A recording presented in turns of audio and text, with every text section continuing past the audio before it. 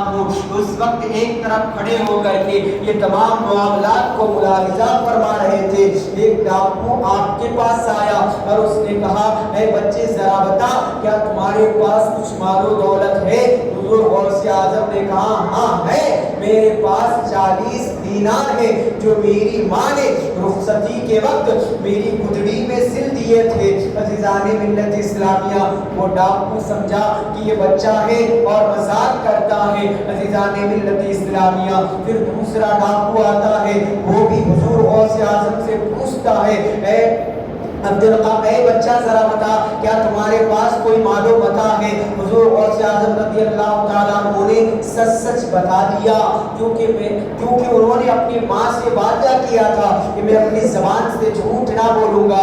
عزیزان ملت اسلامیہ، یہ دونوں ڈاکو تمام قافلہ والوں کے مال و متاع کو لوٹنے کے بعد اپنے سردار کے پاس پہنچتا ہے اور کہتا ہے کہ ایک بچہ ہے، وہ کہتا ہے کہ میرے پاس 40 دینار ہے اور اپنے قافلہ والوں کے سارے مال و متاع کو لوٹ لیا ہے۔ عزیزان ملت اسلامیہ، ڈاکوؤں کا سردار کہتا ہے اس بچے کو میرے پاس لے کر کے آؤ۔ عزیزان ملت اسلامیہ، حضور غوث اعظم ڈاکوؤں کے سردار کے پاس لے جایا جاتا ہے اور حضور غوث اعظم سے جب ڈاکوؤں کا سردار کہتا ہے اے بچے ذرا بتا کیا تمہارے پاس کوئی مال و زر ہے؟ حضور غوث اعظم رضی اللہ تعالیٰ عنہ نے سچ سچ بتا دیا کہ میرے پاس ہاں ہے 40 دینار جو میری ماں نے میری گدڑی میں سل رکھی ہے۔ آپ کی گدڑی چاک کی گئی اور دیکھا گیا تو یقیناً اس میں سے 40 دینار نکلے۔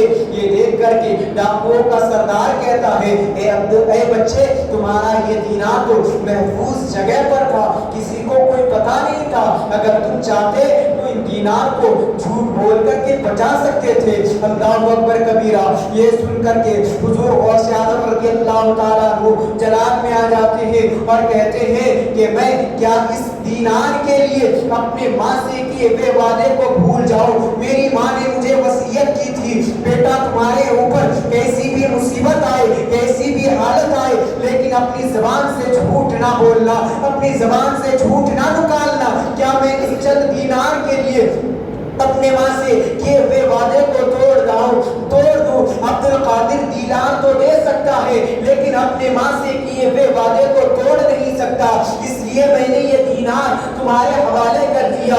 اللہ اکبر کبیرہ۔ حضور غوث اعظم رضی اللہ تعالیٰ عنہ کی اس سچائی کو، اس صداقت کو، اس دیانت کو دیکھنے کے بعد ڈاکوؤں کا سردار سکتے میں آ جاتا ہے، جذبے کی کیفیت اس کے دل میں پیدا ہو جاتی ہے، اس کی آنکھوں سے آنسو روانہ ہو جاتے ہیں۔ حضور غوث اعظم کے کلام کا، باتوں کا اس کے دل پر ایسا ایفٹ کا اثر پڑا کہ اس کی آنکھوں سے آنسوؤں کا سیلاب مغل پڑتا ہے۔ وہ کہتا ہے اے عبد القادر تم نے اپنی ماں سے کیے ہوئے وعدے کا اتنا پاس و لحاظ رکھا ہے کہ تم نے سچ سچ بتا دیا کہ تمہارے پاس 40 دینار موجود ہے، لیکن میں کتنا بڑا احمد انسان ہوں، کتنا بڑا اللہ تبارک و تعالیٰ کا نافرمان ہوں جو میں نے اپنے پروردگار سے نہ جانے کتنے وعدے کیے اور ان کو فراموش کر دیا۔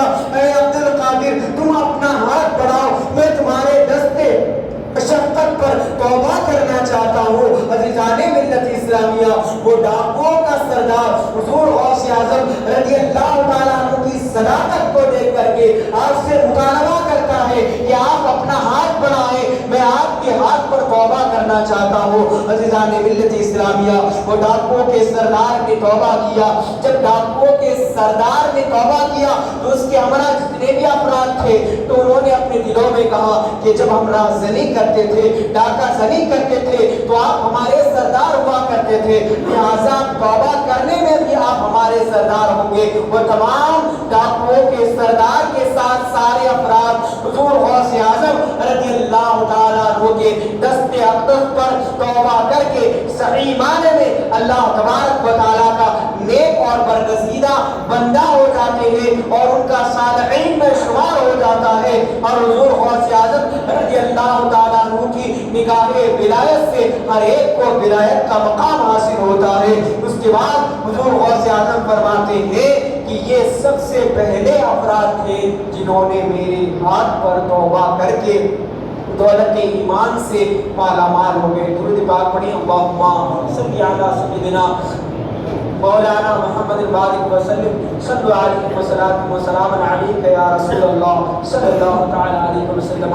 अज़ीज़ान मिल्लत इस्लामिया, आज हम जब अपने मुहासबा करते हैं तो हम अपने कारोबार में, अपने मामलात में, अपने दीनी रवैया में और अपने दुनियावी मामलात में झूठ पर झूठ बोलते जाते हैं और इस झूठ को हम गुनाह नहीं समझते और बतौर तबस्सुर और मजाक कहते हैं कि हमने मजाक में झूठ बोला है। अज़ीज़ान मिल्लत इस्लामिया, अगर सही माने में हुज़ूर गौस आज़म से मोहब्बत है तो हुज़ूर गौस आज़म रज़ियल्लाहु तआला अन्हु ने कभी अपनी ज़बान से झूठ नहीं बोला।